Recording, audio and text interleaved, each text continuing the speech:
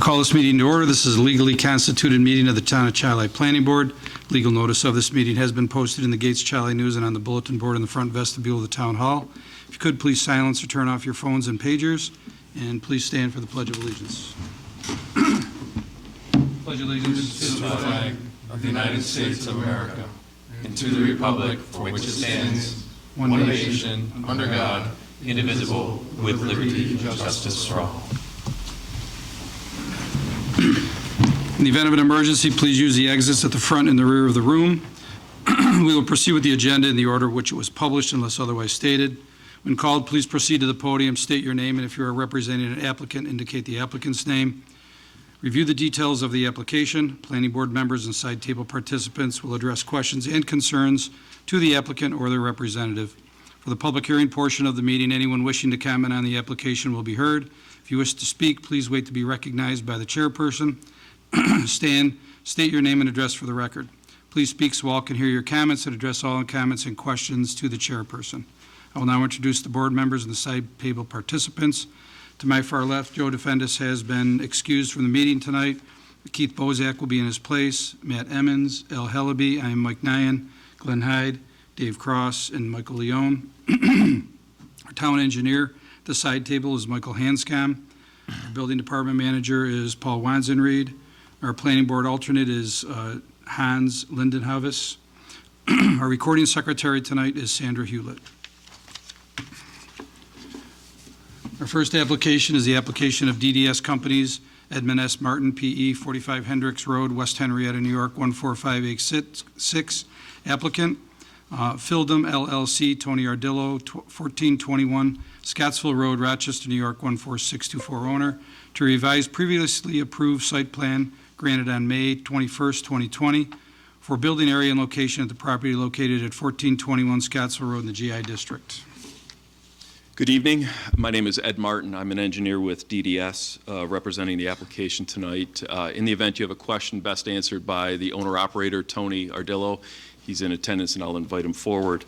The application before you is very straightforward. As you mentioned, Mr. Chairman, an approval was granted some 5 years ago for a smaller auxiliary building immediately adjacent to the existing building. Since then, they've decided that they need a slightly larger building. So what is being proposed now is 50 by 50.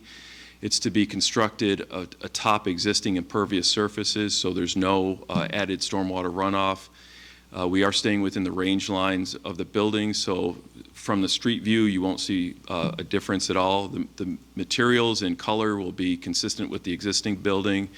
And the only lighting that's proposed will be building mounted on the northwest and northeast faces of it. There are two large doors on each of those walls to allow access for vehicles coming in. The use of this building will be primarily for maintenance and repair of their tow trucks, which right now can't be repaired on site, so it's an added cost and an inconvenience to send them off site and outsource that work, so they're able to keep that on site here. And if you've ever been to Mr. Ardillo's operations, you'll see that he's the neatest person I've ever met. The shop is spotless.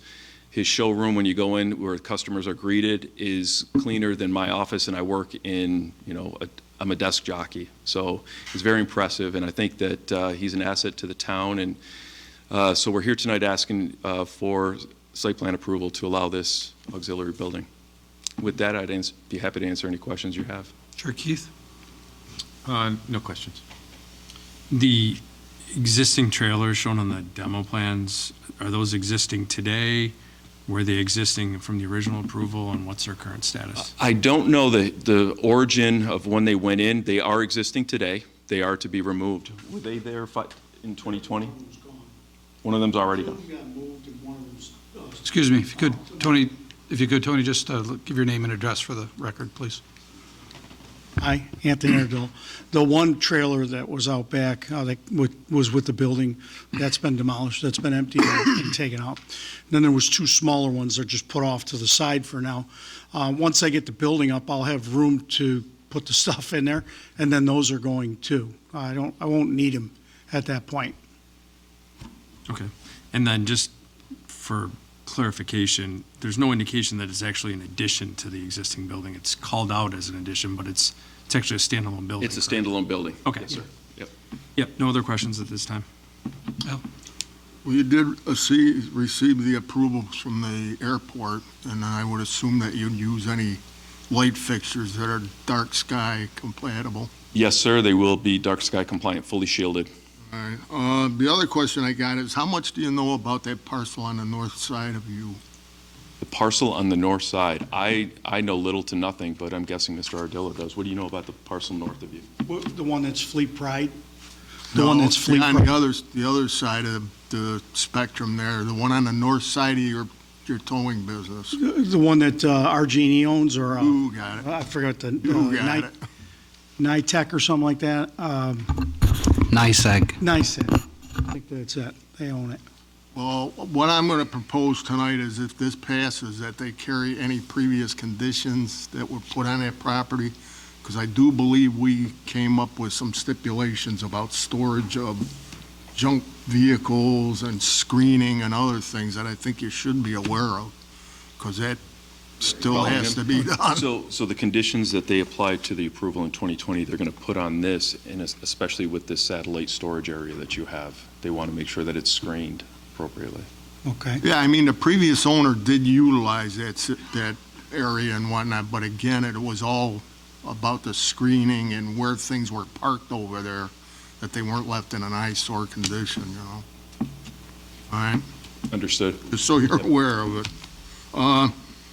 I assume there are 2 doors to get in and out of this building?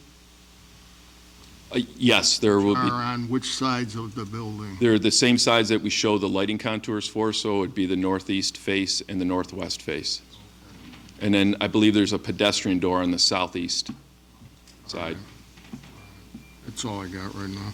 Okay. Are you planning on any landscaping in the area, or are you going to submit 1% of the building cost to the town's tree planting fund? I think we're leaning towards the 1%. We were hoping that the board would agree that since it's an industrial district and industrial development and it's going to top existing impervious, that it's not really logical to put added landscaping. Certainly, we could do that. So you're proposing that you'll add the 1% for the total Yeah, cost of you the want to do project? the 1% instead of Yeah. plantings? Yes. Well, I'm trying to, I have cobblestones out in front of the place, and every time I try to keep the weeds down, it won't work. So what I may do, if it's okay with the town, I was going to take them out and just plant some rose bushes or something, so that can look better, because I just can't keep up with the stones and the weeds. It's making me crazy.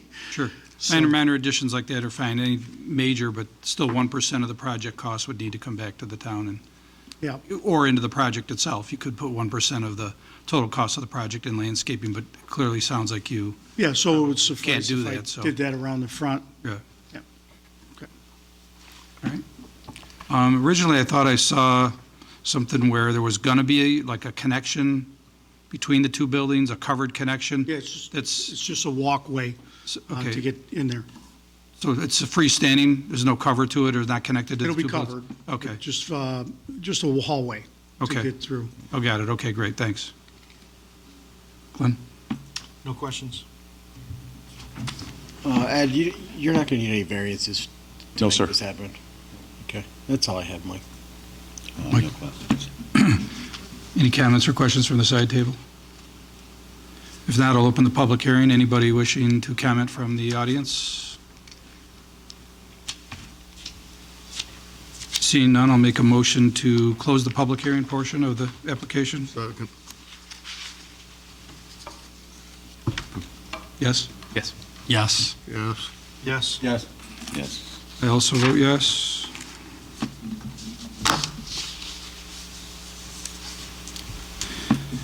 Any further discussion on the application?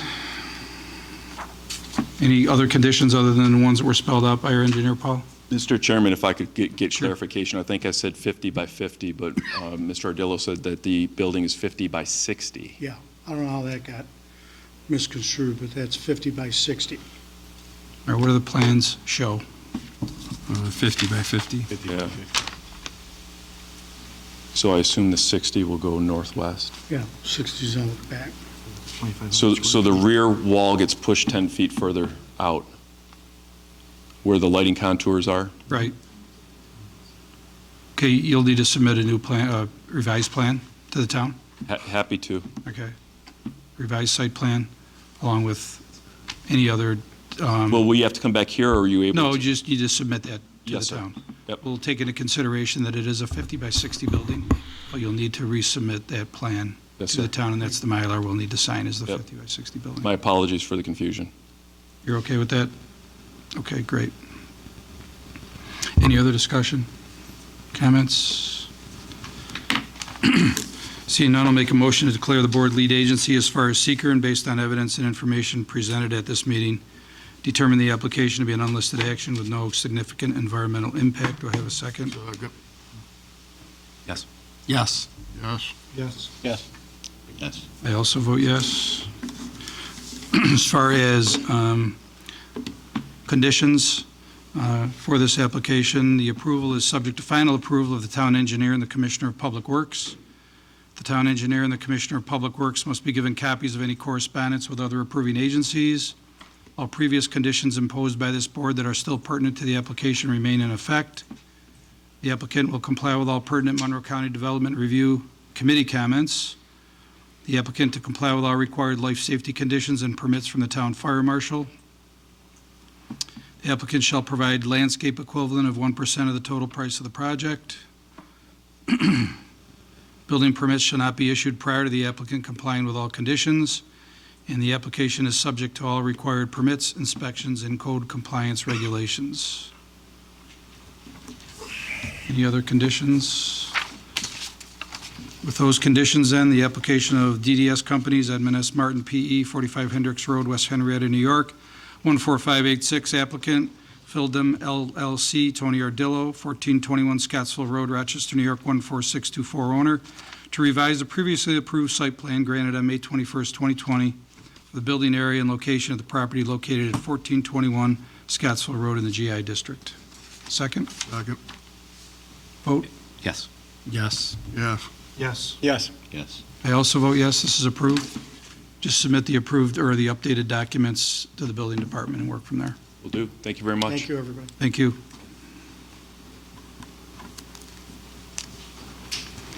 Our next two applications is the application of Vista Villa Holdings LLC, CO Bill Howard, 3313 Chile Avenue, Rochester, New York, 14624, applicant owner, for a one-year extension on final subdivision of 47 lots to be known as Vista Villas Phase 2 at the property located at 100 Clubhouse Drive in the PRD District.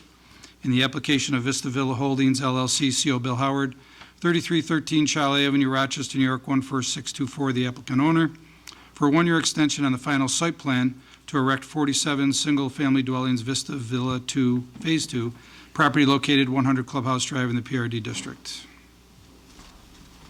Thank you very much, Fred Shelley from BME Associates. Back in front of the board, as mentioned, requesting the one-year site plan and subdivision approval extensions as we're coordinating through with the agency approvals. It's a 48-lot total subdivision as was approved. That's 47 single-family residential, one pump station lot.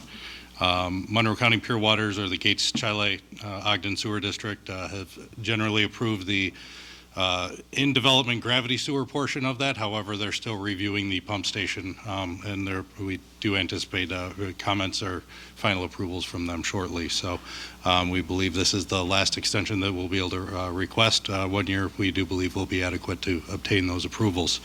We have been in contact with the Town Public Works Department. They acknowledge that there may be a couple of small minor comments, technical comments as we wrap up the plans and approvals, but they do not foresee any major issues with the proposed development.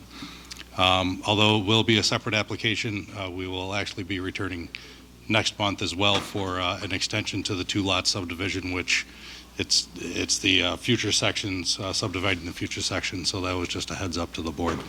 Okay. But we look forward to seeing you next month on that. So Great. happy to answer any questions. So for this month, the two applications, we're just looking to extend because you've reached the 90-day Yes. extension we previously provided? Yep. All right, so, any questions? I guess just to be clear, it says in the letter, and I think you just said it, but it's just the sewer district issues that you're. Sewer district, we're obtaining their approvals on that, yes. Yeah. Just Questions? a point of a clarification, how is it that the application says a year, that a lot of this paperwork says 90 days? Originally, it was, Missing something? no, the original one was 90 days, and then the new application came in for 90 days, but we realized it needs to be 1 year, would be his final ability to extend this. So after 1 year, as you know, then they would have to start, resubmit and start For over again. new approval. Any other questions? Yeah. Any other questions? No questions? No. No questions. Side table? Okay, at this time, I'll open the public hearing. Anybody in the audience wishing to comment on this application? Seeing none, I'll make a motion to close the public hearing portion of this application. Do I have a second? Second. Yes. Yes. Yes. Yes. Yes. I also vote yes. So this is nothing but a procedural matter, so there won't be any conditions or anything other that will be imposing on this. Any further discussion on this? Okay. And there is no seeker as well, because we've already started that and it's in process, okay. So then for that, Now, if Pure Waters hangs him up and he doesn't make that time frame, he has to start from square one again, correct? correct, he'll be coming back with a new application and starting over. All right. So then the application of Vista Villas LLC, CO Bill Howard, 3313 Chile Avenue, Rochester, New York, 14624, the applicant owner, for a 1-year extension of the final subdivision, 47 lots to be known as Vista Villa Phase 2, property located at 100 Clubhouse Drive in the PR District, and for the same applicant for a 1-year extension of final site plan to erect 47 single-family dwellings in Vista Villa Phase 2 at the property located at 100 Clubhouse Drive. Do I have a second? Second. Yes. Yes. Yes. Yes. Yes. I also vote yes, this is approved. Thank you. See you next month.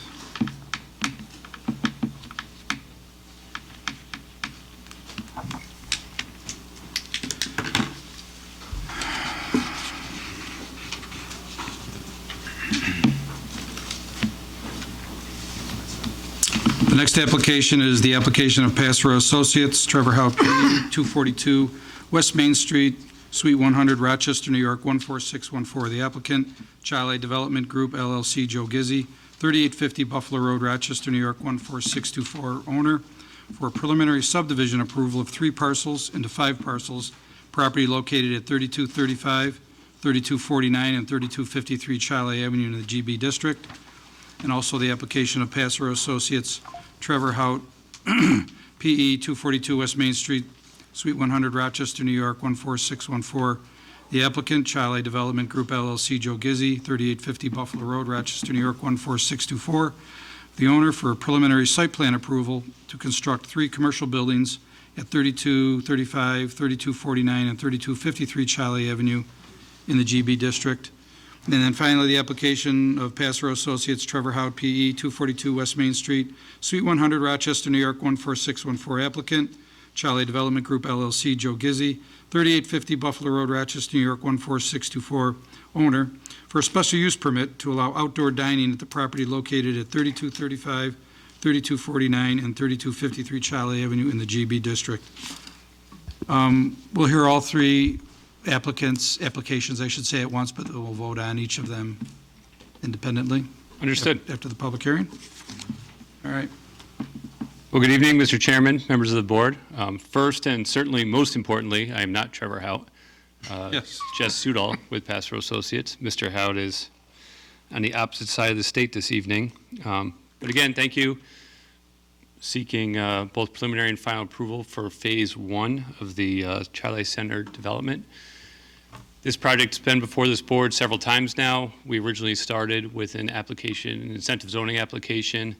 That got a little bit delayed, for lack of a better term, due to the ongoing attempt to purchase the adjacent firehouse property, which was integral to that project.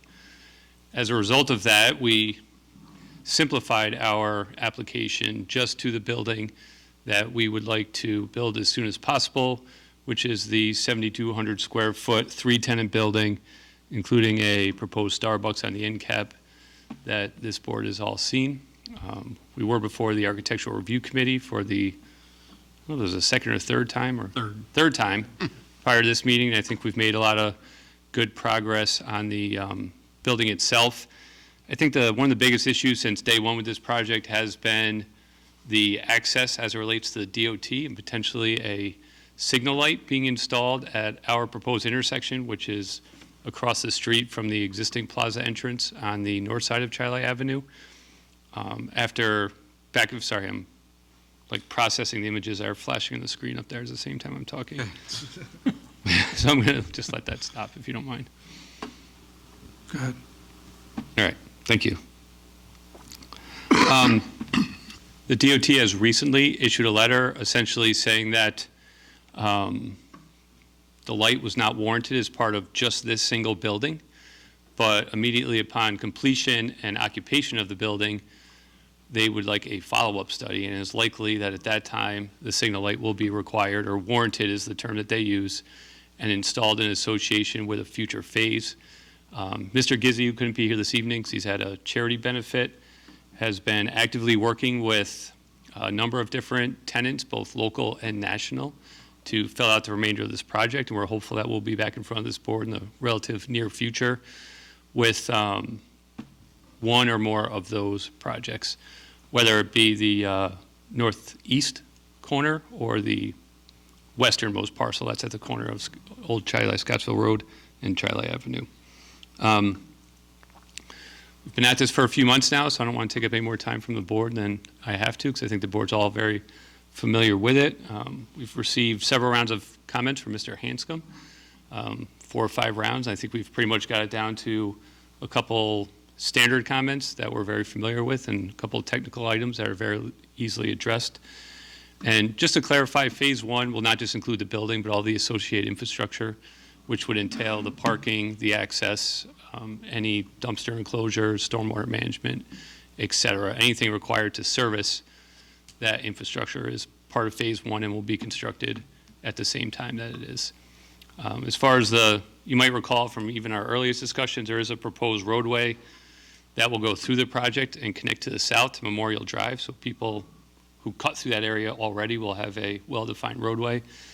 That connection point is not proposed this time. We are proposing a stub, which will provide access into the phase 1 building with then a gate and a gravel road so that that will be available immediately to the town for emergency services if needed, but is not anticipated to have any kind of vehicular traffic at the completion of this phase. Potentially as part of the next phase.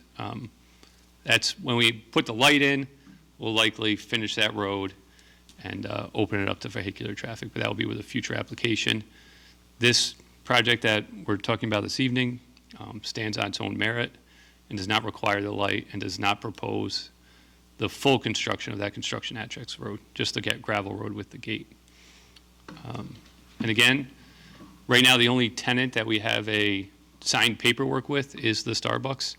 The other 2 tenants, we're hoping that as soon as we start construction and get some activity, which we hope to do this summer, we'll have a lot of interest and be able to fill those relatively quickly, as well as the other parcels along Chile Avenue and the rest of the project. Great. Thank you. So it's been 8 to 10 months, I think, right? We've been refining this plan? Yes, at least All that. right. And it's become quite the nice I plan. definitely as didn't I have would this say. thing the first time I was here. Yes, okay. Questions? No questions from me. Matt? Just to visit 2 things from the earlier meeting that you referenced, Jess. I think the Architectural Advisory Committee was, very pleased, continue to be very pleased with your team's response to Thank you. the comments and working with us. I think you guys are going to turn out a great product. We're very close. We did talk tonight about you guys coming back for one more meeting with actual materials and colors to kind of lock that in, and then a few minor comments. So I think we're very close there. Yep, I was, as you know, at that meeting. We took detailed notes and are looking forward to crossing the finish line. Yep, great. And then I think the other outstanding item too is with the signage, and I know that's not really the purview of this board, and we did talk about it a little bit at AAC, so you have some notes on that. But with the fact that only phase 1 is developed so far, I would just unfortunately use this forum to say again that I would really kind of challenge the development team and, appreciate what Mr. Gizzi's done so far and the flexibility and trying to make this a great end product, whether it's just phase one or the entire development. Just taking a harder look at the strategy for signage in this development. Yeah, no, absolutely. Heard that loud and clear. We're treating that potential sign as a separate item, separate application, and we'll work with Mr. Gizzi to get that figured out. Great. That's all I got right now. Thanks, Mike. Only thing I have is for Mr. Hascom. Are you happy with where they're at in this? I think you dwindled your comments just about off to nothing. Yeah, Richard wasn't asked everything. Still going through the SWIP item. All right.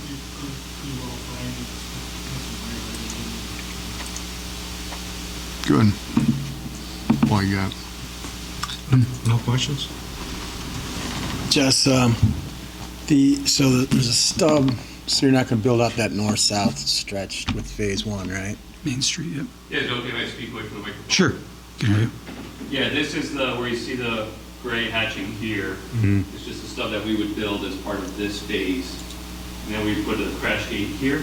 And then from this point to Memorial Drive would be the stone road that would provide emergency access. Okay, so that's gonna be stone for now? Yeah. So that could be really a pedestrian path Yeah. at the same time, that's fine. I just wanna make sure there's some linkage there Yeah, for pedestrians and But yes, it could be, absolutely. That's It likely fine. will be. that's fine. That's all. It looks like the architecturals have come a long way. They have Okay, done a really nice job, yep. That's all I have. both the committee and the applicant. Mike? Any comments or items from the side table? No? This time I will open the public hearing portion of this application. Anybody from the audience wishing to comment? Yes, ma'am. If you could just stay and state your name and address. Sure, my name is Donna Lungi of 18 Roof Terrace in Charlotte. Would it be okay if I take a look at the Absolutely. picture? Because it might not Come right be up. the same as what I initially saw. Yeah, just to clarify, I don't want to speak for anybody, but there was some images floating around social media that showed multiple buildings. That would be, again, this building and potential future phases that the plans aren't solidified yet. So at this time, it's only the center building for Starbucks and the other two tenants. And with each of those phases, you'd be coming back in front of the planning board with those plans for us to review. Yes, sir. I think those were some of my questions was, what you addressed was about the road, because I take my kids to Chyler Recreation in the morning, things Right. like that, and that used to be a nice cut-through street, especially with the traffic and things at the corner. Right. It was nice to have that option to be able to Sure. kind of avoid some of the traffic, and also with the picture that was on social media, I guess, with the Panera that was there, I was afraid the Starbucks line would probably block Right. the entrance to Panera, and also how close that was when you're trying to turn, because it is a street that's on an angle, much like my house. Right, yeah, that was a It- much older iteration of the plan. Yeah, Yeah. blocking the view. And do you have any potentials for anybody else, like as a tenant, or? No, I mean, admittedly, we are speaking with Panera, but nothing's finalized or even close to it. And I believe Chipotle's been mentioned, same thing in conversations, but the only one that we actually have a signed letter of intent with is Starbucks at this point. I was just concerned about all the amount of empty buildings that we have, like all alongside bike lanes and things like that. And now, Big Lots is leaving, and we have Sure. the Kmart Plaza fully, Verizon left across the street, that's still vacant, and I think the Soul Shop, so now we have all these vacant properties, so that was really my only concern, was if we needed necessarily like 2 more vacant spots without a committed, person going for them. Yeah, unfortunately, our clients, the Gizzies, I don't believe own any of those properties, although it's not under the realm of possibility. They've spent many years putting together this assemblage, and their plan is to develop it in accordance with the town's guiding documents, including the comprehensive plan, and eventually, hopefully in the future, bring in some mixed-use components and really build out the whole thing to tie together the rec center to Charlie Avenue and the entire town center. And nothing, I know initially you guys looked at the Walgreens, and that did, That was a different applicant. okay, different applicant. Pastor, we worked on it when they were looking at converting it to a car wash, but that died, for lack of a better term. Was there any headway on anything going in there at all? I don't know where they are right now. There's no application in front of our board at this point, no. I was just, that was my only other concern, which isn't your concern, of course, but just, now we have some vandalism and things going on here around the town, and so, being that I live close to that end of town, that was just like a concern that I had was. Sure. Now we have this, what was a nice building, really, and in good shape, and now we have. Understood, yeah. Thank you. Thank you. Thank you. Thank you for your comments. Anybody else wish to be heard? Seeing none, I'll make a motion to close the public hearing portion of this application. Yes. Yes. Yes. Yes. Yes. Yes. I also vote yes. Any additional discussion? Okay. So this was listed as a type 1 action due to the park being nearby, and there's been a lot of work done on many of the environmental concerns that are here. So we do have a long form that we complete, and I'll also state as far as seeker that we did reach out to all interested parties. They're our intention to be lead agency, and all of those interested parties confirmed they had no problem with the planning board being lead agency. So with that, I'll make a motion to declare the board lead agency as far as seeker goes. And in reviewing the application, did you want me to go through each category one by one? You're asking me, that's a no. No. I'm asking our town. Yes, but if it's the same for all three, I know you're separating, but maybe you could do seeker for all three and then separate them on the principal vote. I believe seeker has to apply to all three. To avoid Long form segmentation. seeker I will do for all three applications, and then we'll do conditions and voting on each one separately. Yep. All right, And just to so- clarify, because I mentioned earlier, because the subdivision is one of the items listed on the agenda, there's currently 3 lots, just from the town had the old lot, there was a lot in the corner. Sure. We are combining those and then just carving out the building that's proposed in Phase 1. So it'll be that is 1 lot, and then a second lot is all the remaining lands. I believe it was listed as 5 lots in the agenda, but there's only 2 proposed. Okay. For now, but in the future, there will be, Correct. As each project comes in, we will likely carve that one out for that each project. But we don't, since we don't know who the tenants are, what the exact site configurations is, it'd be premature for us to do that now. so are you still looking for a subdivision of the 3 lots into 5? I'm looking for a subdivision for the 3 lots into 2.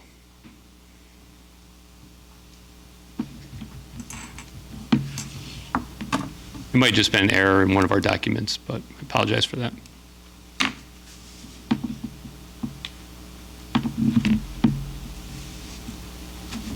This is, I mean, we're separate from the phases. We understand there's going to be phases, correct? Yes.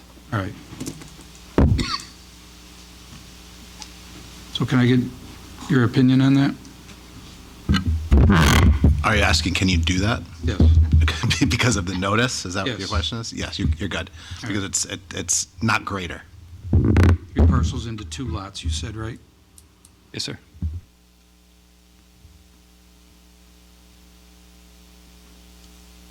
Okay. So as far as seeker and reviewing the form to determine the conditions of this land or the impact on the environment. So for the impact on land, this proposed action may involve construction on or physical alteration of land surface of the proposed site.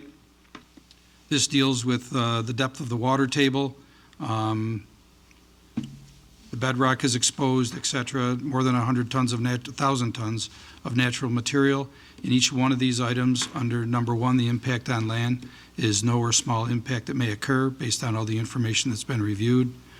The impact on geological features, again, any geological features such as national park landmarks does not apply, so there is no impact on the geological features.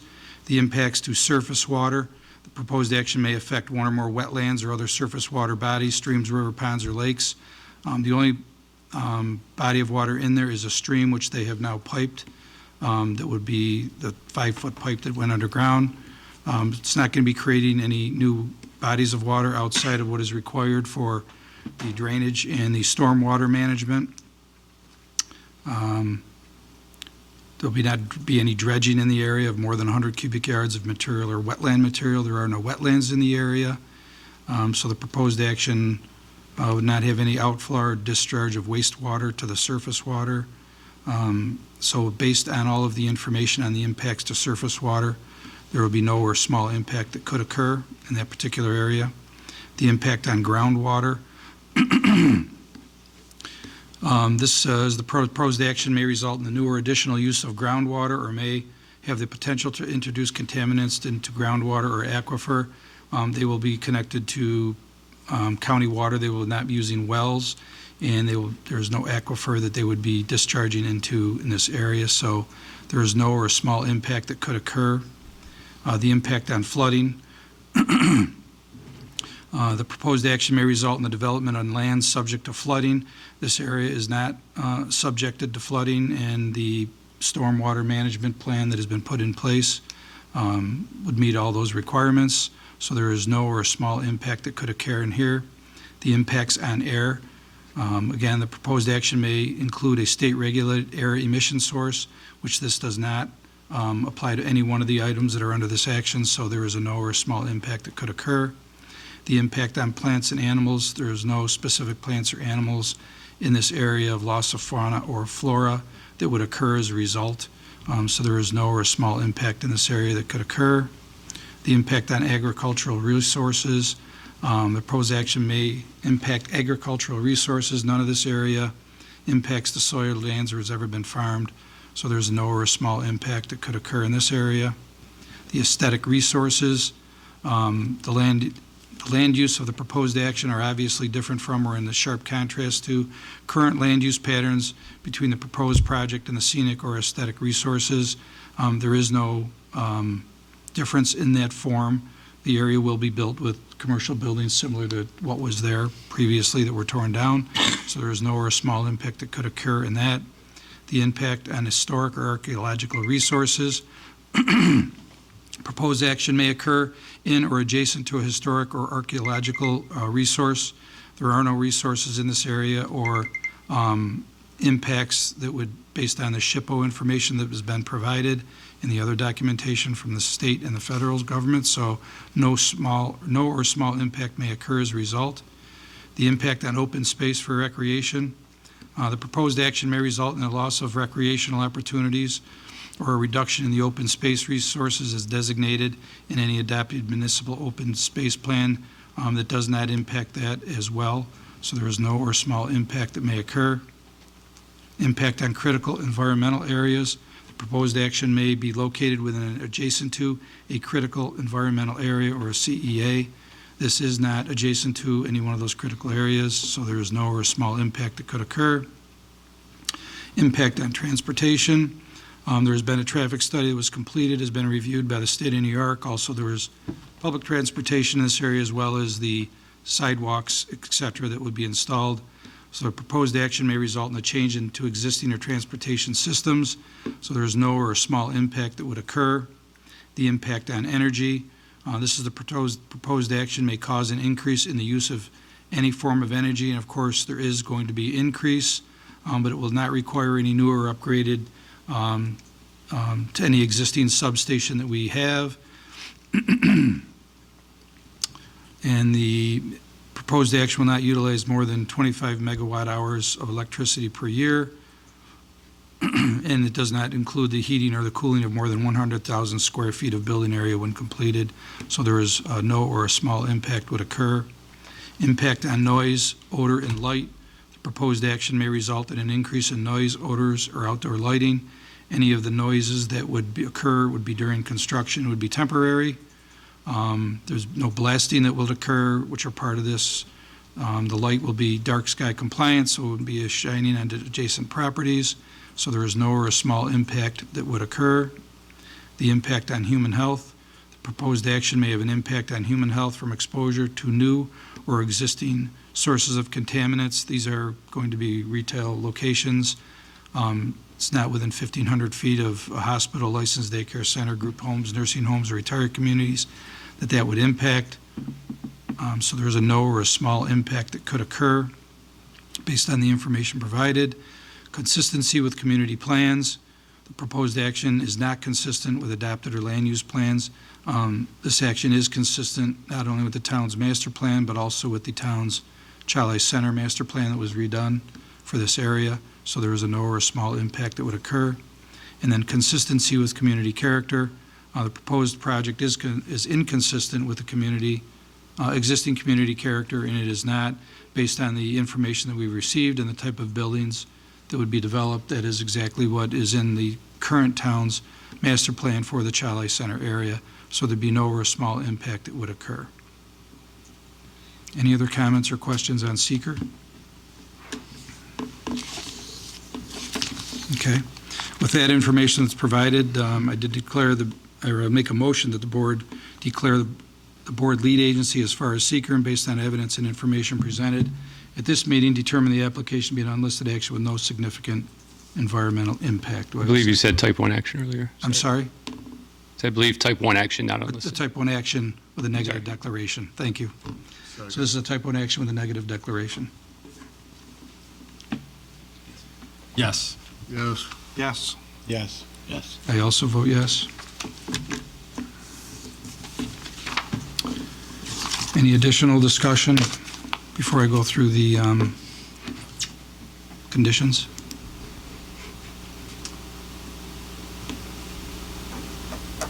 All right. Let's see.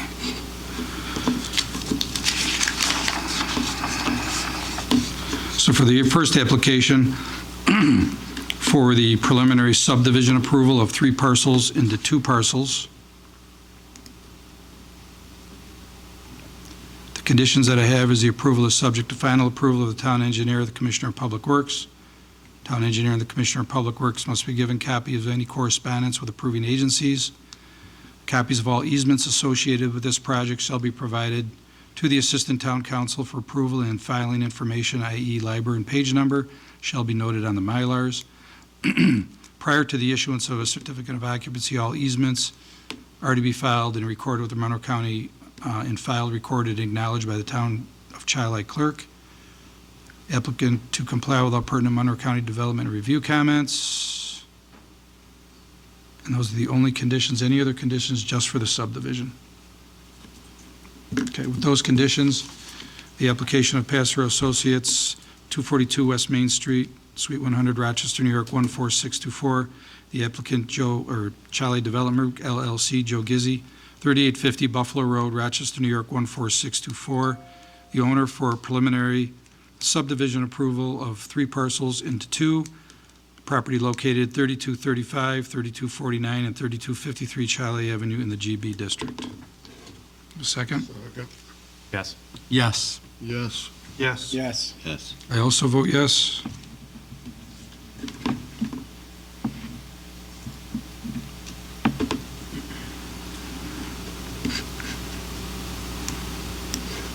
For the second application, this is for the preliminary site plan approval with the waiver of final, and this is just for that one phase that includes the 3 buildings that we're talking about.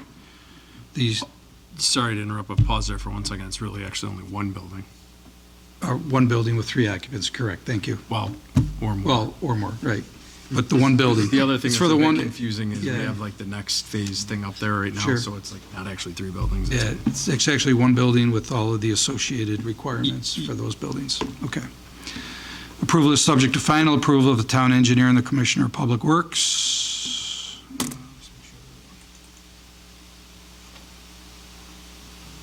The town engineer and the Commissioner of Public Works must be given copies of any correspondence with other approving agencies. Copies of all easements associated with this project shall be provided to the Assistant Town Council for approval, and all filing information, i.e. library page number, shall be noted on the Mylars.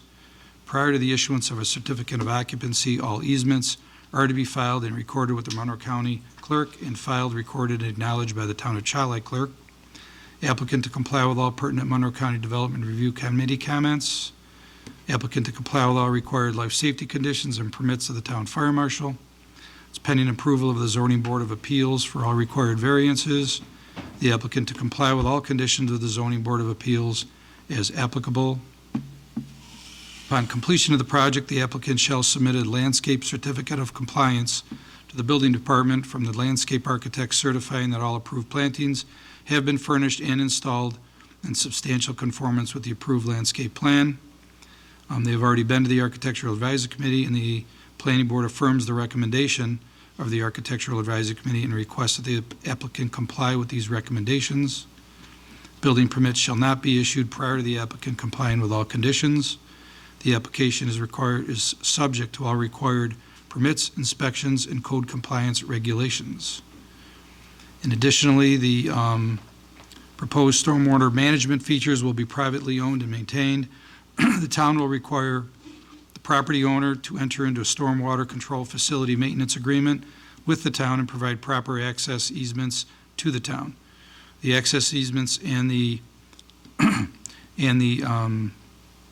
stormwater control facility maintenance agreement will need to be reviewed and approved by the Department of Public Works and the Planning Board attorney, and then filed with the Monroe County Clerk's Office prior to signing the Mylars. Any other conditions? And no wonder, No, this is they provided landscape drawings. So this will be, they have to prove that compliance to those drawings is approved and also recommended by our Conservation Committee. You're welcome. Understood. there was a draft letter of credit, I think, too, wasn't there? Or something? No. Yes. Not as part as one of our conditions, that's part of one of the requirements of the town, correct? But we have a licensed landscape plan, and Yes. that's what they're doing, right? Yeah, oh, yeah, I'm sorry, I was thinking of something else. Yep. Okay, yep. Okay, with those conditions, the application of Passero Associates, 242 West Main Street, Suite 100, Rochester, New York, 14614. The applicant, Charlie Development Group LLC, Joe Gizzi, 3850 Buffalo Road, Rochester, New York, 14624, the owner, for a preliminary site plan approval with waiver of final to construct, it's one commercial building with that you have there at 3235, 3249, and 3253 Charlie Avenue in the GB district. Have a second? Second. Yes. Yes. Yes. Yes. Yes. Yes. I also vote yes. Thank you all. Have a good evening. Well, hang on, we got one more. Oops, sorry. Special Outdoor use seating. permit. Special use permit. Sorry. Unless you want to come back, I know you love coming here, you want to come back next month? outside. For the hat, yeah. Mr. Hout will be here for that.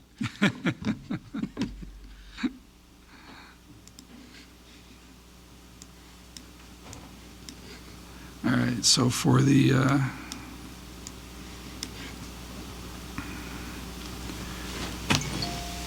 special use permit, the only conditions of approval on this would be the town engineer and the Commissioner of Public Works must be given copies of any correspondence of other approving agencies, and the applicant to comply with all required life, safety conditions and permits from the town fire marshal. Any other conditions on the special use permit? Okay. With those conditions, the application of Passero Associates, Trevor Hout, Jess Sudol, 242 West Main Street, Suite 100, Rochester, New York, 14614, applicant, Charlie Development Group LLC, Joe Gizzi, 3850 Buffalo Road, Rochester, New York, 14624, owner, for a special use permit to allow outdoor dining at the property located at 3235, 3249, and 3253 Charlie Avenue in the GB district. Have a second? Second. Yes. Yes. Yes. Yes. Yes. Yes. I also vote yes, been approved. Thank you, Jess. Thank you all. Have a good evening. Yes. Thank you.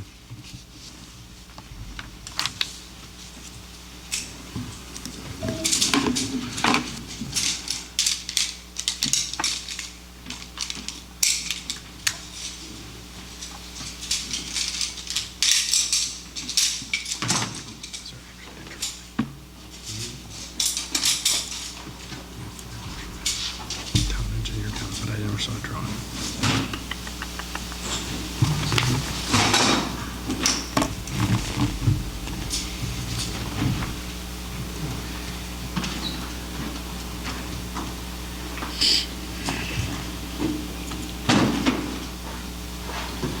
And then just for discussion, Sol America Energy, 190 Otley Drive, Northeast Studio H, Atlanta, Georgia, 30324. Applicant, Coley Capital 6 LLC, Subhash Coley, C. Coley, 243 Archer Road, Churchville, New York, 14428. Owner, for discussion of Solar America Chile Solar Project, property located at 243 Archer Road in the LI District.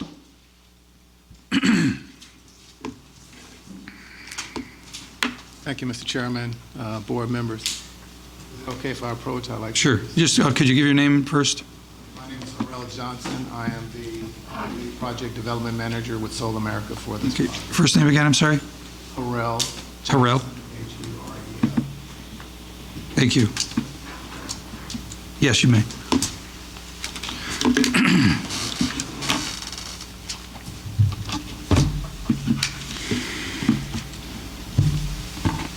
Thank you.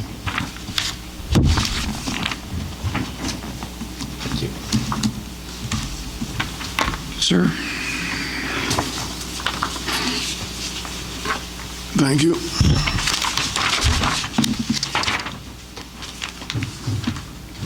Thank you.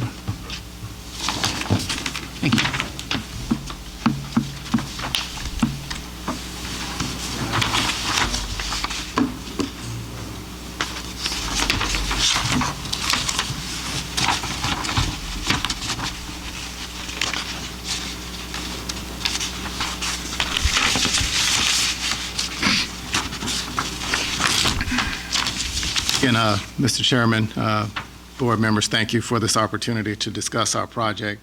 I'll be assisted today by Joseph Hans, I'm sorry, with Ingalls Engineering.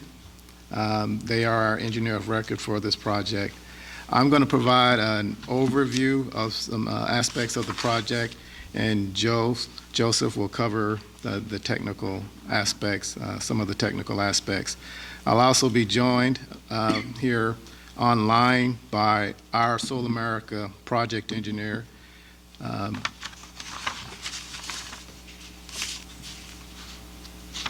Josh Spencer.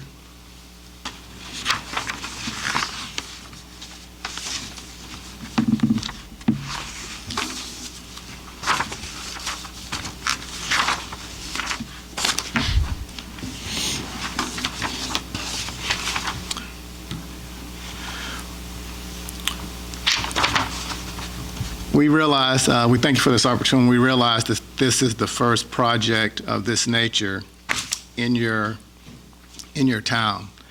And so we realize that there are probably a lot of questions, and there are times we found there can be a lot of misunderstandings about the process or these constructing these projects. And so what I want to do or hope to achieve in this overview here is to hopefully address any concerns and give you a good idea of what will be coming through your processes as far as your planning board.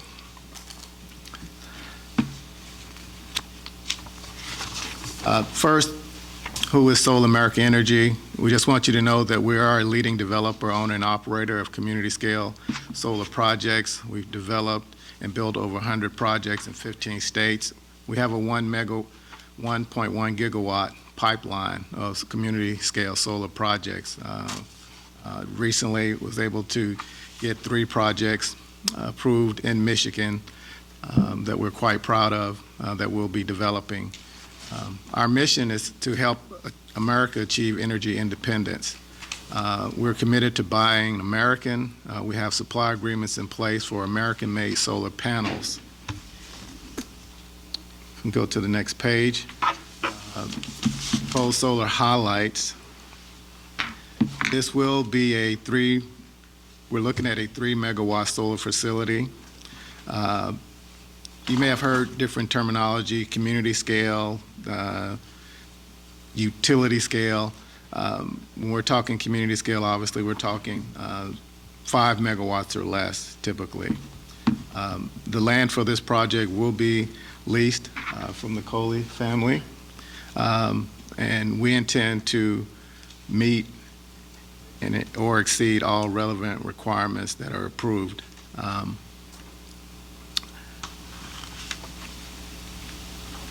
Next page, the site location, as you said, it's off Archer Road, just south of the railroad track, and north of Beaver Road. The next page, you'll see the current design plan for the site, focus heavily on the west side of the parcel, just above the wetland stream. And so that's where we're looking to situate the project. Johans has a orientation of where we originally wanted to build the project. He'll talk about the changes made there. This is an updated version based on your recent update to your ordinance. The main thing I want to show, the site visualizations. This is key to give you an idea of what this project will look like for your community. The first page is an overview, aerial 1. And when you look at this, see some corresponding numbers. I'll have some renderings from each of those positions for the project. Aerial 2 from that location. I can go to the next page. Just a larger aerial view. Again, the numbers to the right correspond to positions that I will show later in the project. You'll see that we're looking at doing the access road to the site as shown.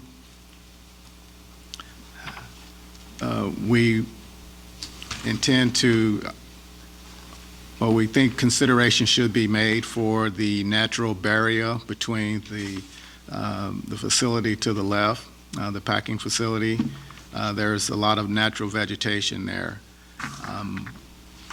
That will be a subject of our some exceptions or variance that we will seek to pursue with the project. The next page, another aerial. In order to meet the design or make this project possible for us, we had to do some major re-engineering. This is not a single-axis tracker system, meaning that the panels will, single-axis tracker meaning that the panels rotate along an axis. That's called single-axis tracker. This is what is called a planted design. It is, the panels don't rotate, they're fixed, and they're designed and oriented such that they collect energy regardless of the position of the sun. So that's a significant change that we've incorporated into the design to try to meet the ordinance requirements for the project. However, through the variance, we're asking for some assistance to help us out to make this viable for us. The next page is another aerial view.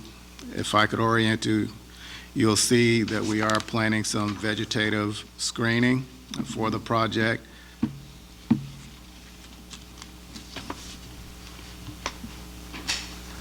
The next page is a closer view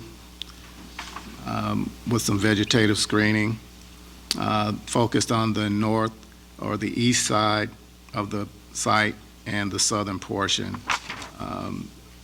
And so that would screen the residential properties to the east and to the south once they reach their full height. But based on the stagger, you'll notice that at least in this rendering, that there's a stagger, and that's to maximize the screening. If we could go to the next slide, another view. Again, the railroad to the north, and it has vegetative screening through the trees there as well. Okay, so the next slide is 1, and so from that position of number 1, that is the actual view that that property owner would see.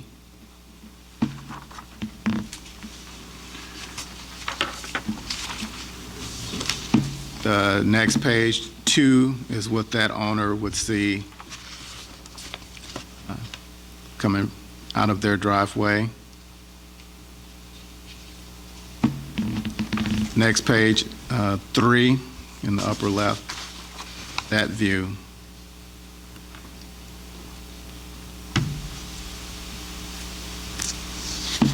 Next page, 4, from that position. So from these positions here, especially from the east,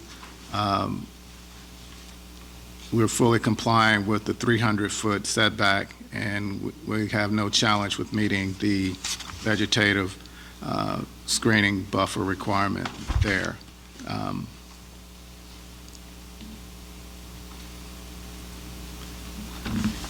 The next page, some project specifics. Again, this is a 3-megawatt AC site. The utility is going to be Rochester Gas and Electric. We will use what is called the planted mounting system. We will have a perimeter fence, chain-link fence. No maintenance buildings or utilities are required at the site, i.e. water lines and sewer, no lights, and minimal sound, full compliance with local noise ordinance. We use pollinator-friendly vegetation for our projects. These features deep-rooted systems that increase rain absorption, site appeal, and potential by agricultural benefits as well. The next slide.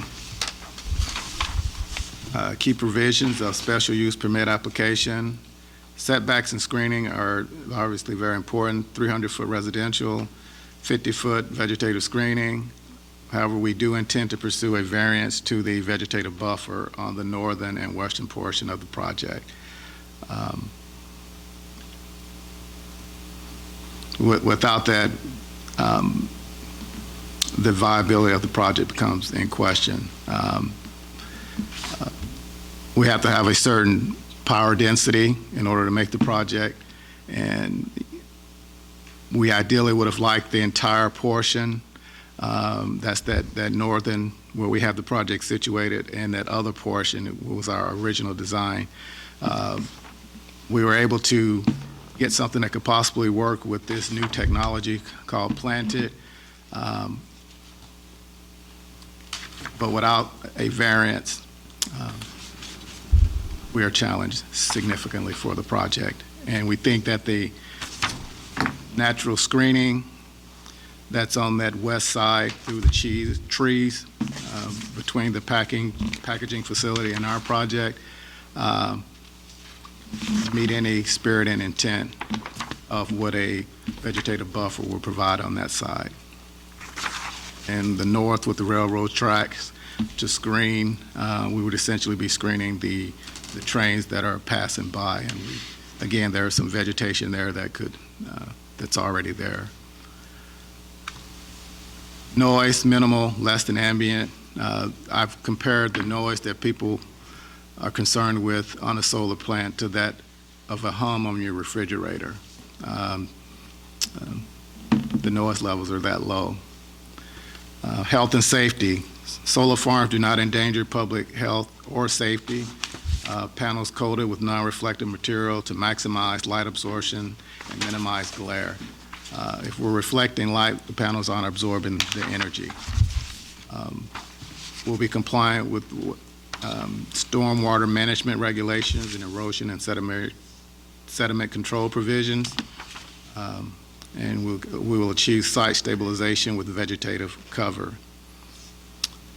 Traffic, due to passive nature, traffic impacts will be minimal post-construction. Equipment trucks, passenger vehicles, and material delivery during the construction, but after that, very minimal. The site will be unmanned, monitored through our remote operations center that's based in Carolina. The next step is the decommissioning of the project. Plan provided we'll provide that plan with the special use permit application. Our solar panels will be First Solar Series. They are American-made, 520-watt, thin film solar panels. Again, designed, responsibly sourced, and manufactured here in the U.S. And that takes on significant meaning in today's time where equipment is sourced. I'm sure you're aware. Project phases. There are 3 phases. First is the construction. You can expect that to last from 6 to 9 months. We're targeting, if all goes well, second quarter 2026 for NTP. There'll be site prep, stormwater controls put into place. And Joe can talk about some of those provisions you'll see early on in construction. There's an installation process and final commissioning, construction closeout. Then there's the active phase. Again, the facility is monitored throughout its life through the remote operations center, and you will see people on site occasionally for routine maintenance, site maintenance. And then there's the decommissioning phase, the final phase. There's a decommissioning plan and surety bond that consists of also the removal of equipment and materials at the end of life. And we return the site to its previous condition. Solar America will be solely responsible for all 3 phases of the project.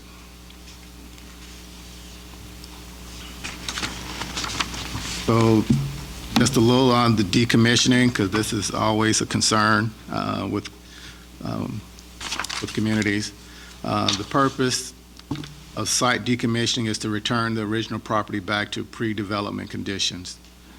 Steps to decommissioning is disconnection of facility from the electrical grid, removal of all solar facility components, that's the collectors, the cabling, electrical components, fencing, and any other associated equipment. Structures to a depth of at least 36 inches. There's a decommissioning notification sent to stakeholders prior to the start of any decommissioning effort. Decommissioning can take at most 6 months.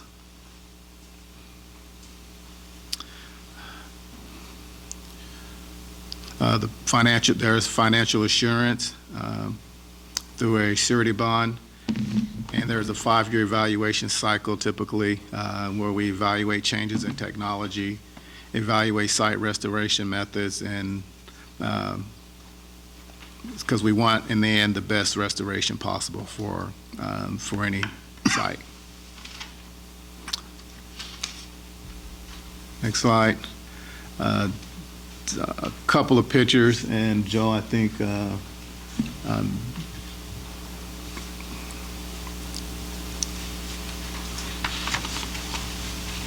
I'll go. So on this slide here, the reason for putting this slide in here, Joe, you might want to come and show what we're talking here. So my reason for putting this slide in here is just to show you some of the things that you'll see during the project. Typically, if you look in the lower left, what you'll see is the laydown area. Excuse me, which picture are you talking about? I'm sorry. So that should be the next slide after the decommissioning plan. I'm sorry.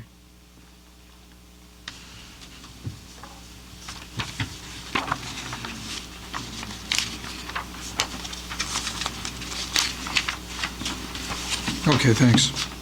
Sorry about that. Anything else you want to orient them to on here? Yeah, it's fine. You want me to step in and talk about Yeah, the go. engineering? All right, yeah. My name's Joe Hens. I'm the civil engineer, the civil EOR for this project. We're with Ingalls and Associates. Since you have this plan brought up, I can walk you through some of the engineering features of the project. As Harel said, this project uses planted solar versus the tracker layout design that we had prepared for our earlier application that we tried to get in before the moratorium. It didn't quite work out, so we adjusted our layout based off of the new solar code. The plan you actually have brought up behind you is the old layout, so you can kind of see there's quite a big difference in size. It looks like you eliminated everything to the east of the easement and the drainage ditch. Right. Which Yep. is Yeah, so Sorry, just here. just to orient you on the project, to the east of us is Archer Road, and there's quite a few residential homes there. Right. And then to the south, you have Beaver Road Extension. So with the new solar law, that essentially puts a 300-foot setback on all of those adjoining property lines, which pushed us away from that corner and into that top left corner of the project. So overall, it reduced the size of the project from approximately 20 acres to half, 11 acres of total footprint of the project. Because of that planted solar design, we had to take a second look at the stormwater design for this project. There is a town drainage easement you can see on this slide, on the northeastern corner of the property. And the water generally flows to the southwestern corner along that drainage ditch. So we proposed some dry swales that generally flow towards that drainage ditch to maintain the original hydrology of the project. And those provide water quality treatment for the solar array itself. So you can see on this slide here, we have dry swale 3 and dry swale 2. And those treat all of the impervious area from the stormwater panels, as well as our gravel access road, where you can see the hammerhead T turnaround there. The original layout used an existing entrance for the site off of Archer Road. We're proposing with this new layout, a new entrance and a new drainage ditch crossing, which matches up with the original crossing, which had two 36-inch culvert pipes to convey the water across there. We did receive a comment letter from your town engineer, so there's some questions on that, on the engineering side, on the sizing for that, and we'll provide sizing calculations and an updated submission, as well as written responses to all of these engineering comments. We received this last week. I haven't had a chance to respond in writing yet. Trying to think if there's anything else of note. In addition to the dry swales, we're also providing some treatment of the road to the east there with the grass filter strips. So the road will actually be super elevated and convey the water to the north. If you want to switch to the next slide, that just shows the bottom portion of the array in a blown-up view. And again, this is the view I have with the aerial. You can see here. We're looking at this bottom portion. And again, this is setback 300 feet with a residential setback. As Harrell stated, with the new solar law, the town is requiring a 50-foot landscaped buffer in addition to the underlying setbacks of the zone and the residential setback. So to be able to complete the project, we need to pursue with this layout, we need to pursue a zoning variance, an area variance of 50 feet. We're going to hold the setbacks to the residential properties on Archer and Beaver Road.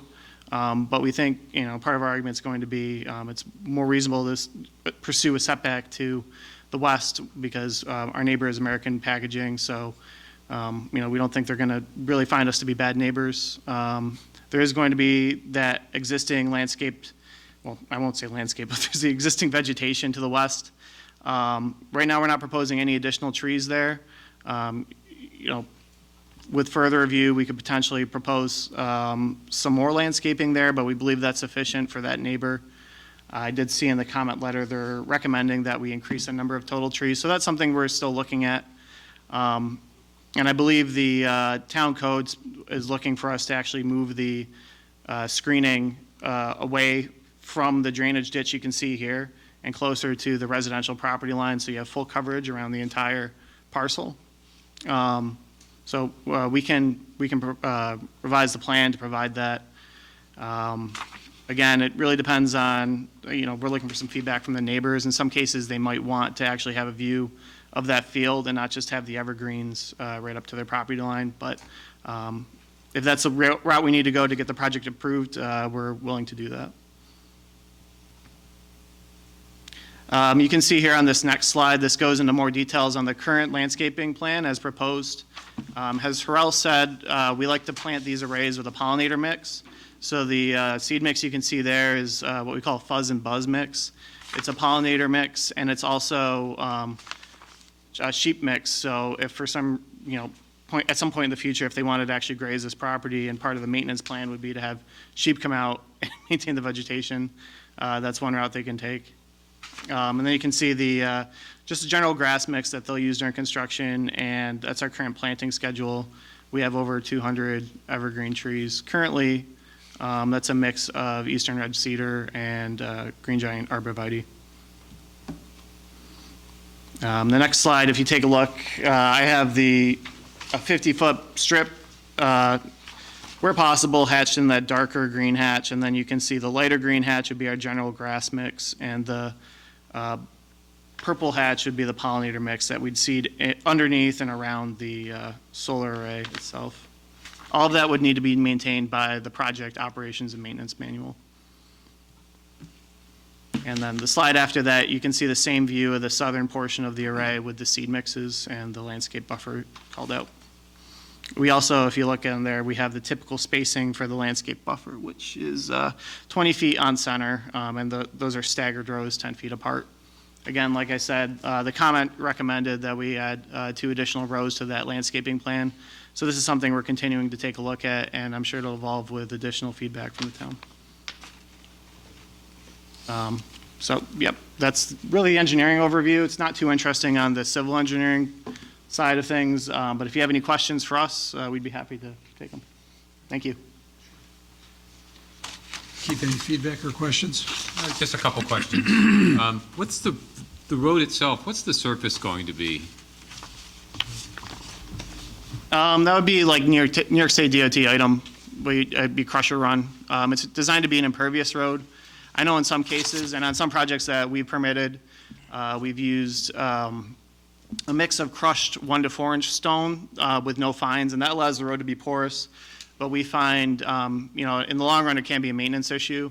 So that's why we're providing stormwater treatment for the road, and we're just going to make an impervious road.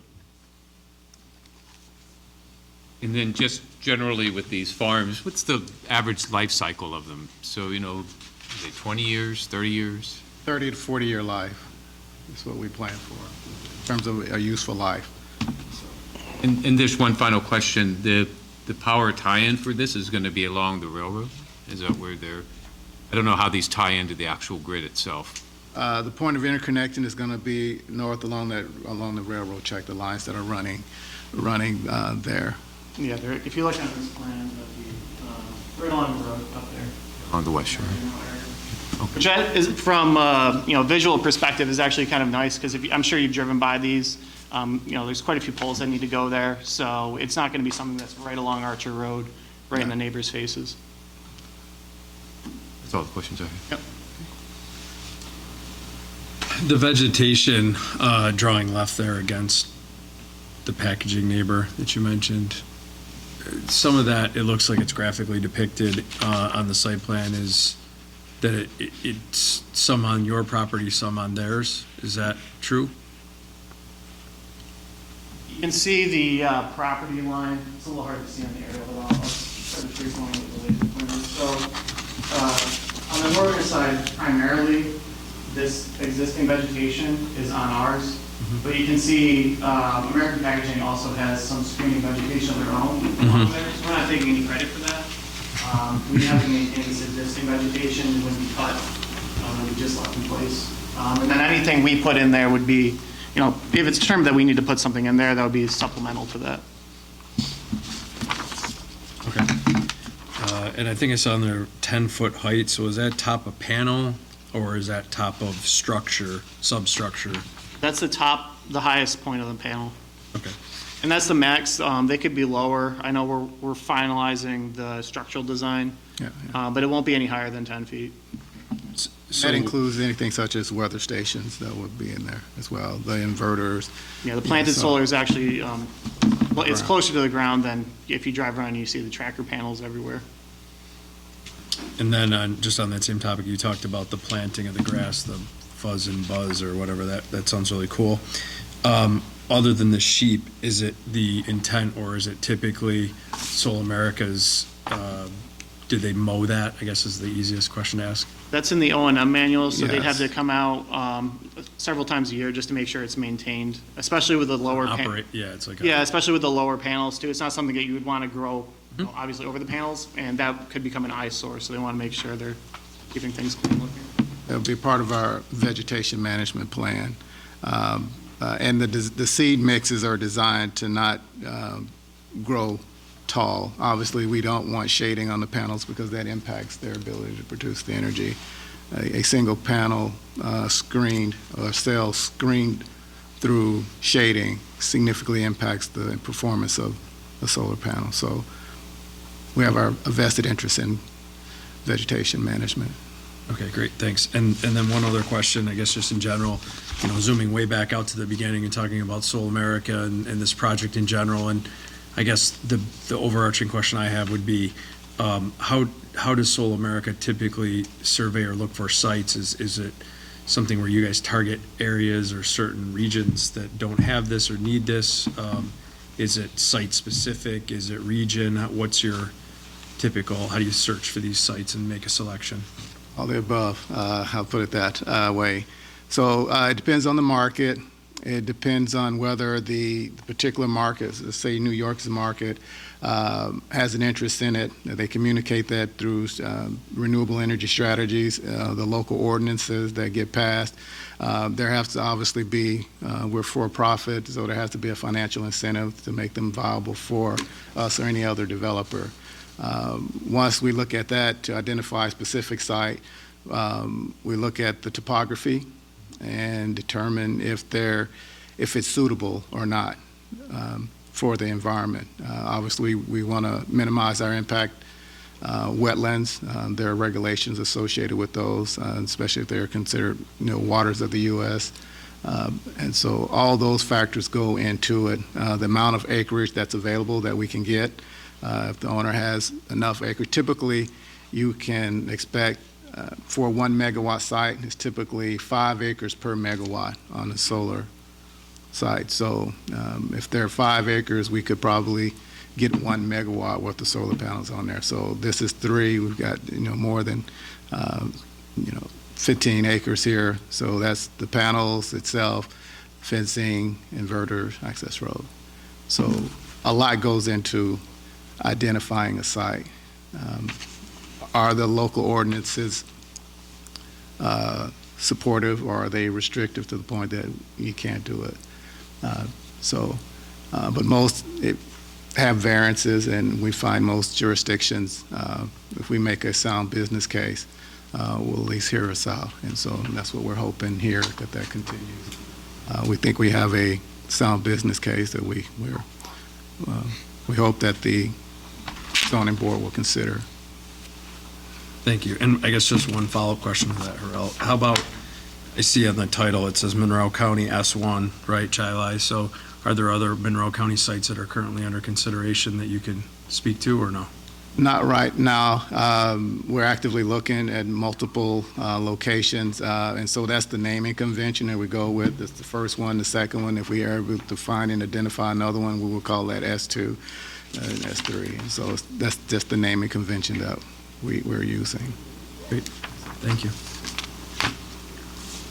To expand on that just a little bit, though, do you have anything that's within a 100-mile radius of this area right now that you have constructed? That we have constructed, not at this point. I've got several Oswego, Ostega counties that I'm looking at and evaluating.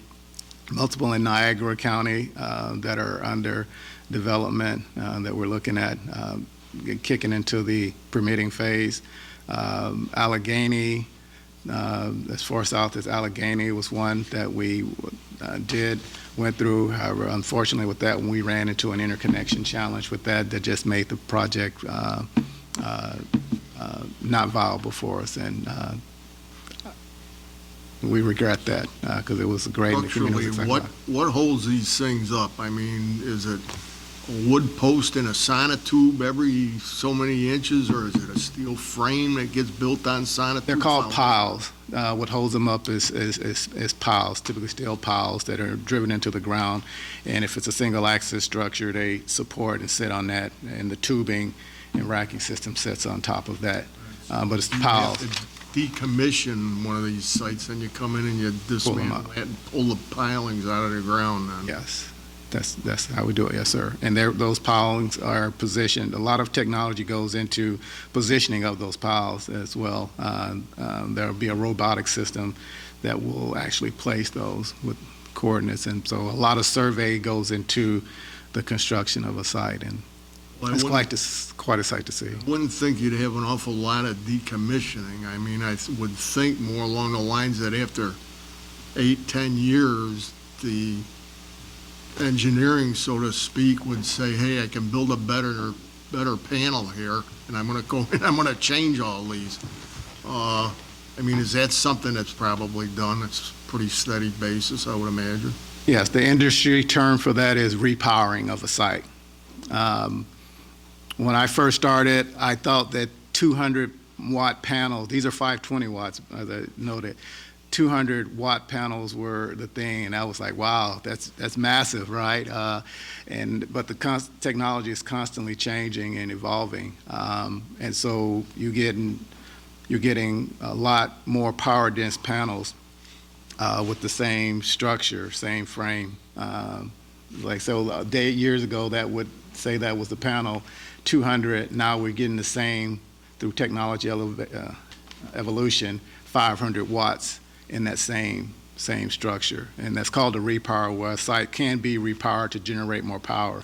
But there are a couple of constraints to that. One, can the interconnection handle that? The point of interconnection has to have the hosting capacity to do that. If they do, that makes that viable. But if the point of interconnection, the power line can't handle anymore because it's maxed out, then that it's not viable. So, How much upfront work do you have to do to make sure that this thing is supported there? In other words, you're not gonna come in and plop this thing down and find out, wait a minute, the existing cabling can't handle the load. right. How long does it take you to actually secure the site and say, yeah, that's structural, or the wiring that's presently there will work? Are we talking wiring for the interconnection and the power utility lines? The or grid what? itself, I mean, once you get that power in these panels and it's gotta get out into the system, it's gotta go through existing lines and Yeah. whatnot. I mean, you don't wanna burn those up right out of Exactly. the gate. So, in this case, the utility is Rochester Gas and Electric, whether you're talking NYSEG or National Grid, they regulate that they regulate that quite strictly, and they're looking at that all the time before they allow us to make an interconnection. They will look at it and do a study, a system impact study for that site coming online, and what the impact is gonna be. They're looking at the impact on the transformers. Can they handle the additional heat generated from this system at the transformer? If it cannot, then that's going to trigger upgrade costs, and we as the developer have to sign up to pay those additional upgrade costs. And so based on the current design for our interconnection, there were some upgrades that were going to be required that we have paid. The first payment is a 25% payment, and then you pay us 75% if you're going to continue with it. But they regulate that quite closely. A lot of people are looking at that to make sure that there's reliability in the system. That's all I got. Great question, though, sir. Any questions, comments? So feedback? So you've had over 100 projects across the states. Have you ever had to fully decommission any of those yet? And what caused you to do that if you did? Not at this point. While solar's been around probably more than 20 years, we're getting to the point, developers, utilities are getting to the point where they're going to have to start decommissioning projects. At the end of life, if there's an opportunity to repower, that'll be taken into consideration. Just at the end of life, the need for power won't go away, right? So there'll still be an opportunity. It probably will consist of a repower, bringing in new equipment to keep the site going. So. Any questions, comments? Yeah, so you talked about a single axis system, and to me it looks like 11 acres of basically it's almost like rooftop or impervious. Is it all, like, this is like one big mass of solar panels? Are there ways for precipitation to get down in between the panels? How, Yeah, it's a like- little deceiving looking at it on the plan view with the line weight so thick. It's not one solid sheet of glass, so there are going to be gaps between the array itself where the water can sheet past the panel. That's part of the reason why we have to provide stormwater treatment, though. New York State DEC's guidelines say that you don't need to provide any treatment as long as that spacing between the panel is larger than the width of the panel itself, which obviously we don't meet for this project, so hence the dry swales and all of that. Okay, so the dry swales will be able to handle the quantity of what runoff. Yeah, and basically. treat the water quality. Quality? Yeah. Okay. The idea is still have the underside of the panels be vegetated. So it's really not like, it's being treated for water quality as impervious, but underneath the panels, the quantity is still vegetated. I haven't heard anybody talk about our town's comprehensive plan or our farmland protection plan. So I looked at both, and I guess as far as the comprehensive plan goes, it's showing planned residential development for future land use. So I think that's one thing certainly that this board will consider. In addition, if you look at the farmland protection plan, the soils in this area are fairly rare and unique for farming. It's got a pretty high rating score. There's a rating score in this plan, and this parcel's rated fairly high. So just another thing for us to consider. I don't know if you want to respond to that. Well, I can respond to the farmland protection plan. Solar itself is a very passive use of the land, so once they're done working on it and putting the array in, there'll be a decommissioning bond in place. Should the project not be used for solar at some point in the future, that decommissioning takes place, it can be returned to that natural state and used for agriculture again. New York Ag and Markets has guidelines for restoring solar arrays. It involves, the normal things like removing, obviously, the road and the panels, but also decompaction of the soils, and leaving the topsoil in place as part of the construction. We're not looking to mass grade the site. We're working with the existing topography, so any of that prime soil that's there is not going to be taken off. And I guess a question for Harold. You're a big company, Solar America. Have you engaged any communities? Have you engaged our town with regard to a host community benefit agreement? June 10th, I am having a community outreach session. We're going to have it in your lovely community center.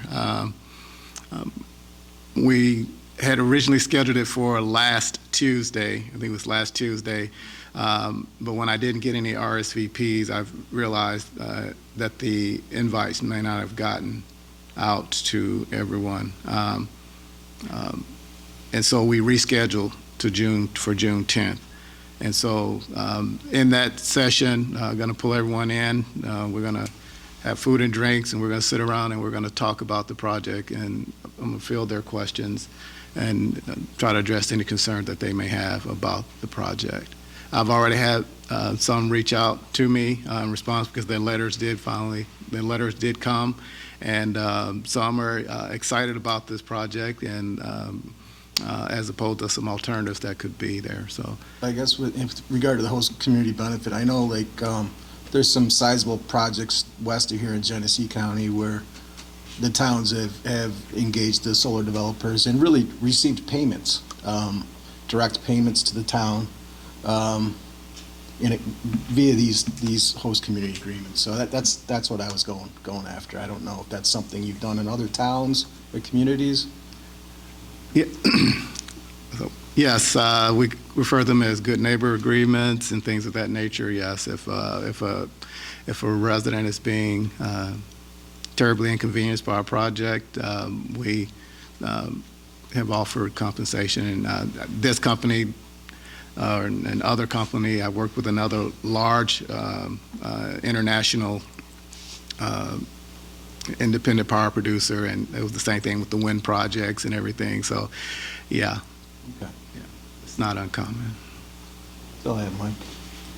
I have a question about line of sight. The trees that you're proposing to plant, how tall are those when they go into the ground? Those are proposed at 8 to 10 feet tall. As they're going in the ground? At the time of they're- planting, yeah. No other questions? Any other variance needed other than that landscape variance you talked about? No, just the two, there would be two area variances for the west side and for the north side. Okay. In your landscape plan, it won't be like a wall of trees, right? They'll be offset, so it looks more natural. Yeah, this is kind of like a first take at it. Okay. We've worked with a landscaped architect in the past, and I think he reviewed the earlier submission for this project. Right. We try to, it's outside my wheelhouse as an engineer, but we try to make it a little more artistically Sure. pleasing and aesthetically pleasing. Okay, all right. In June 10th, did those invites already go out for the community center? I've reserved the community center. I gave the deposit check today while I was there. And the invites, since it's June 10th, the invites are going to be going out here within the next week or so. Okay, great, thanks. And let me caveat that the invites are targeted to those residents along Archer Road and Beaver Road that are south that are most impacted. Okay. What's the elevation of the railroad tracks relative to the top of the solar panels? Is it, you know that? I don't know that one off the top of my head. I'm sure I could get that answer for you. We'll need it, because if you're not going to put any type of landscaping to the north side, it would be We're actually interesting. proposing landscaping on the north side, so the west side is the side that's not going to have. Okay, I thought you were going to get a variance for It that. is higher, it is higher, though. Okay. All right. Any comments from the side table? Hans, any feedback? Michael, Paul? Matt? No? Okay. Anything else? Hope you got any information that you needed. Oh, one other thing is, you're going to be redoing the package, correct? Because everything you submitted tonight is different than what we originally received, including seeker? Yeah, we resubmitted the package in April, so you should have this presentation here. If you don't, I will resubmit it, but. Yep. And seeker still indicates you're disturbing 18 acres? Yes, so now it's 11 acres. So you make sure you redo seeker as well? For the, Yeah. when do you plan on coming back? We need to go to the zoning board of appeals first, I would imagine, right, before you can take any other action. No, you'd come here first. Oh, okay. Oh, okay, okay. I thought we needed to come back to go to the zoning. No, we'll board. condition it on their approval. Oh, okay. Oh, okay, got you. We'll be the lead agency, so Yeah, it's a type 1 action, so we would have to hear that first. Okay. Become the lead agency. And on a type 1 action, there is a 30-day review period, right, for interested agencies. So you would come in with your project, and we would just basically put it on the calendar for 30 days, at least 30 days after that, for other interested agencies to be able to review that. Well, I think we would like a chance to update the package with, town engineering comments as well as the comments we received tonight. So we'll definitely hit the deadline for the July meeting, which I think is first week of June. June 4th. Yeah. Okay. Very good. Thank Possibly you. July is when we'll be seeing you. Yes, Okay, great. Thank you. Thank y'all so much. Let's see. What do we have for minutes?